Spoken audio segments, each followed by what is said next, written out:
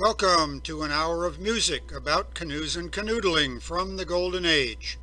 This program was presented on the 18th of July 2019 at the 40th Anniversary Assembly of the Wooden Canoe Heritage Association held at Paul Smith's, New York. This is your disc jockey, Tom McCloud. So without further delay, a 1 and a 2 and a 1, 2, 3, 4.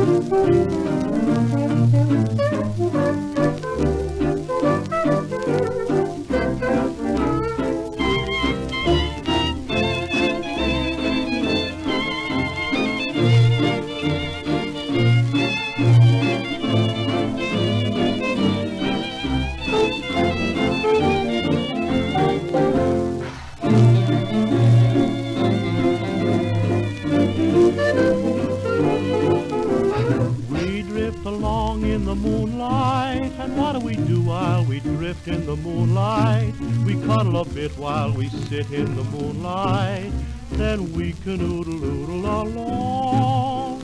We go along for a minute, and what do we do when we rest for a minute? We cuddle again and again for a minute, then we canoodle along. Under the skies, the little fireflies twinkle like the stars up above. Old Mr. Frog, who's sitting on a log, says, oh, what a night for love. We drift along in the moonlight, and what do we do while we drift in the moonlight? Why, nothing but this, just a kiss in the moonlight, then we canoodle along.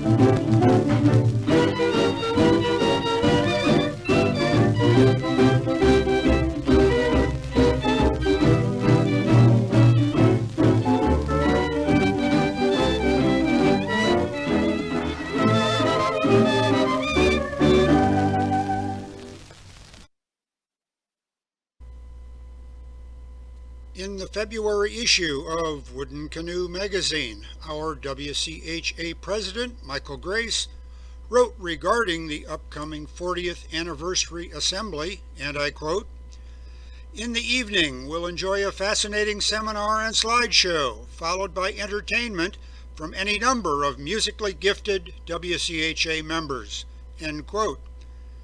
I assure you he was not writing about me.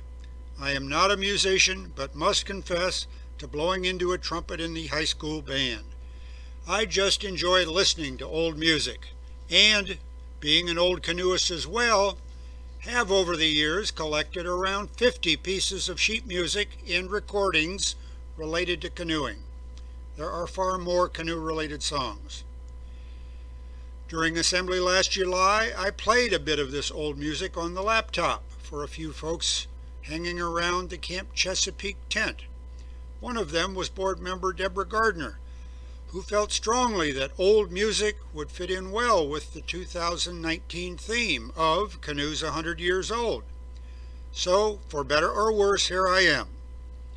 This is not a lecture, it's about the music. Audience participation is welcome. Sitting in a darkened auditorium, listening to scratchy 78 RPM recordings when you can't understand the words did not strike me as being a winner. So what made me think it might work? Last year in Peterborough, we had a talk by Jeff Taylor, author of the book Tom Thompson's Last Bonfire. During the talk, he grabbed a mandolin and led in the singing of By the Light of the Silvery Moon, and got considerable audience participation singing along. How many in that room realized they were singing a 110-year-old song? This caused me to think that an old music show might just be of interest to our WCHA group. So, sing along if you like. For this program, I've selected 7 old tones. How was a song chosen? Each has canoe in the title or lyrics, and often a canoe in the art on the cover of the sheet music. Each is from nearly 100 years ago, give or take, and most importantly, I have to like it. There will be a variety of images projected while the music plays.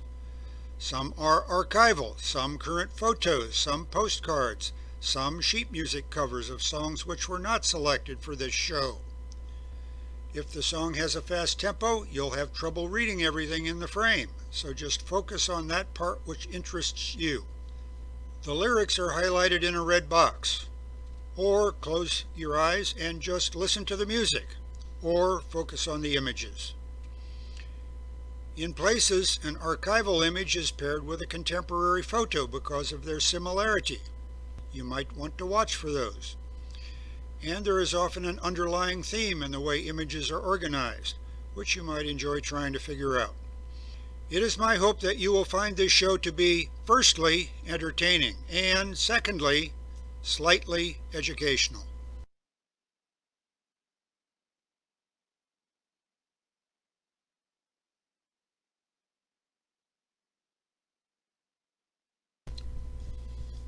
So, when was the golden age of canoeing? It began in the 1880s, before automobiles, when a young man may have courted his lady by fancying up his horse-drawn buggy or his canoe. There is a style of canoe named the courting canoe, with mahogany gunnels and long mahogany decks, lots of brass, pillows, carpeted floor, maybe even a Victrola, everything to impress and make the young lady comfortable. But then the first Model T rolled off the assembly line in 1908, and as Henry Ford improved the production process, the price dropped until it reached a low of $325 in 1922. Almost everyone could afford to buy a car at this price. So courting in a canoe went out of fashion, while going for a ride became the new norm. Did the golden age of canoeing end in 1919, exactly 100 years ago, when the Morris factory burned to the ground? It seems this date is as good as any to mark the end of the golden age. But as you will see in this show, there was still plenty of canoeing activity and music well into the 1920s. By the golden age, the birch bark canoe was mostly a thing of the past, as indicated by this note from a Garish catalog. There were builders of all wood and wood canvas canoes in Canada and the U.S., yet there remained a kind of a romantic nostalgia for birch bark canoes, which was reflected by the popular music of the day. Here are just 6 of many examples. The image of the noble red man and the Indian-built birch bark canoe was used by many manufacturers of canoes. See here the Carleton Indian Princess, the Dunphy Indian Girl. Notice the young white couple in the foreground with a girl holding the Haskell Redskin laminated paddle, riding in a canoe made of birch veneer, and the young Indian couple in the background in this Haskell advertisement from the 1920s. and of course Rushton and text from the Old Town catalogs, which ran at least for 15 years. Other manufacturers used an Indian image in their advertising to create a connection to an earlier time. Some of these brands have survived for 100 years, and you can still see them in the grocery store. I'll leave it up to the sociologists and the admin to explain why the connection to the Indian is good for business.